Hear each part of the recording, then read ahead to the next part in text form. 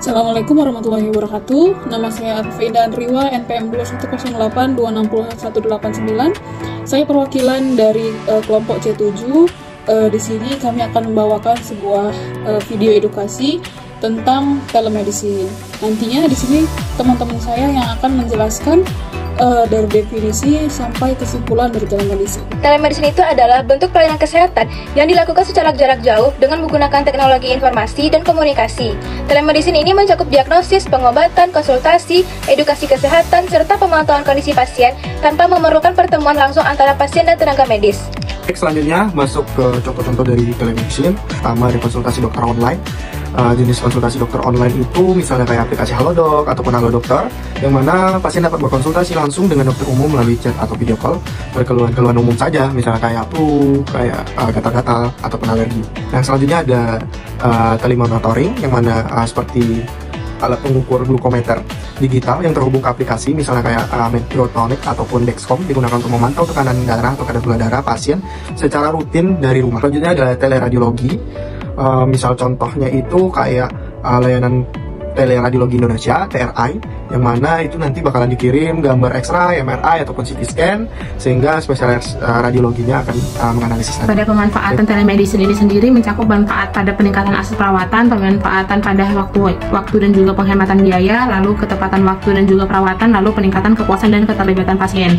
Pada aksesnya ini, karena si pasiennya ini lebih cenderung pada gadget, untuk ketepatan waktunya ini karena si pasiennya itu tidak ada waktu nunggunya, terus dokternya juga sudah diasosiasikan untuk memilih pasiennya. Lalu juga untuk peningkatan kepuasannya ini karena si pasiennya ini adanya komunikasi kepuasannya antar pasien dan juga dokternya ini ada lebih mudah. Dan untuk peningkatan dan permintaan pada hemat biaya ini karena si pasiennya nggak perlu menempuh ke rumah sakit dan juga biayanya layanan itu cenderung lebih murah.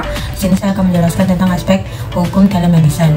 Yang pertama adalah setiap pasien berhak menerima atau menolak sebagian atau seluruh tindakan atas tindakan pertolongan yang akan diberikan kepadanya. Pasal 56 ayat 1 Undang-Undang Nomor 36 Tahun 2009 tentang kesehatan. Setiap orang berhak berhak atas rahasia kondisi kesehatan pribadinya. Pasal 57 ayat 1 Nomor Undang-Undang Nomor 36 Tahun 2009 tentang kesehatan. Yang ketiga, pasal 15 ayat 1 Undang-Undang Nomor 11 Tahun 2008 tentang informasi dan transaksi elektronik. Yang nomor 4 Undang-Undang Nomor 17 Tahun 2023 tentang kesehatan dan Peraturan Menteri Kesehatan Nomor 20 Tahun 2019 tentang penyelenggaraan pelayanan telemedis antar fasilitas pelayanan kesehatan. Saya akan membahas tentang bioetika dari telemedicine. Seperti yang kita tahu, telemedicine atau layanan kesehatan jarak jauh telah menjadi solusi penting dalam memberikan akses ke layanan kesehatan, terutama di era digital ini. Namun penting untuk memahami bahwa penggunaan telemedicine juga membawa tantangan bioetika yang perlu kita perhatikan. Jadi untuk bioetika yang pertama itu adalah privasi dan kerahasiaan. Dalam telemedicine, data kesehatan pasien dikirim dan disimpan secara elektronik. Oleh karena itu, sangat penting untuk memastikan bahwa informasi ini dilindungi dengan baik agar tidak jatuh ke tangan yang tidak berwenang. Pelanggaran privasi juga dapat mengakibatkan dampak serius bagi pasien. Untuk yang kedua, kita harus mempertimbangkan informed consent. Pasien harus diberikan informasi yang jelas mengenai prosedur, risiko, dan manfaat dari konsultasi jarak jauh. Mereka harus memahami sepenuhnya sebelum memberikan persetujuan untuk melakukan perawatan. Ini adalah bagian yang penting dari etika medis yang harus selalu dijunjung tinggi. Untuk yang selanjutnya, aspek lain yang harus diperhatikan adalah aksesibilitas. Meskipun telemedicine menawarkan kemudahan, tidak semua individu memiliki akses yang sama terhadap teknologi yang digunakan atau diperlukan. Oleh karena itu, kita harus berupaya untuk memastikan bahwa layanan ini dapat diakses oleh semua lapisan masyarakat, termasuk mereka yang tinggal di daerah terpencil ataupun kurang beruntung.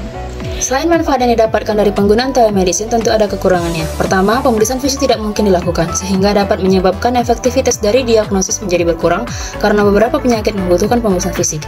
Yang kedua, kualitas pelayanan dan hubungan dokter pasien terganggu. Menciptakan hubungan interpersonal yang baik, pertukaran informasi, dan pengambilan keputusan medis yang berdasarkan pada kepercayaan dan komunikasi. Yang ketiga, akses dan literasi digital terbatas, kesenjangan dan keterbatasan teknologi. Misalnya, karena terkendala jaringan internet atau tidak memiliki alat komunikasi. Bisa akan menjelaskan tentang perkembangan dari telemedicine.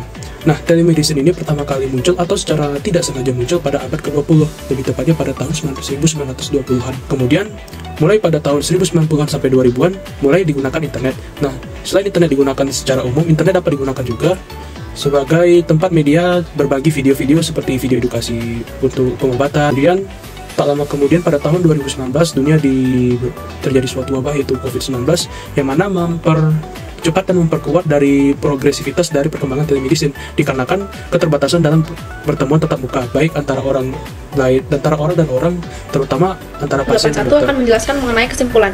Jadi, telemedicine ini merupakan inovasi di bidang pelayanan kesehatan yang memungkinkan interaksi antara pasien dan tenaga medis secara jarak jauh menggunakan teknologi informasi dan komunikasi.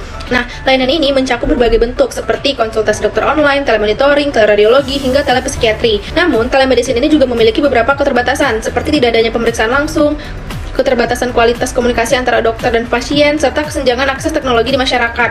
Nah, meski begitu, manfaat telemedicine tetap signifikan, terutama dalam situasi darurat seperti pandemi COVID-19, di mana layanan kesehatan jarak jauh menjadi alternatif utama. Dari aspek hukum dan bioetika, telemedicine menuntut perlindungan privasi pasien, pemberian informed consent, dan jaminan kualitas layanan agar tetap sesuai standar medis. Dengan pengembangan teknologi seperti kecerdasan buatan dan perangkat wearable, telemedicine diharapkan terus beradaptasi untuk memenuhi kebutuhan kesehatan masyarakat secara lebih luas dan merata. Sekian dari video kelompok kami. Mohon maaf jika masih banyak kekurangan informasi dari video ini. Video edukasi ini bertujuan untuk memberikan wawasan lebih luas lagi terhadap orang yang masih belum tahu terhadap telemedicine. Sekian dari saya. Assalamualaikum warahmatullahi wabarakatuh.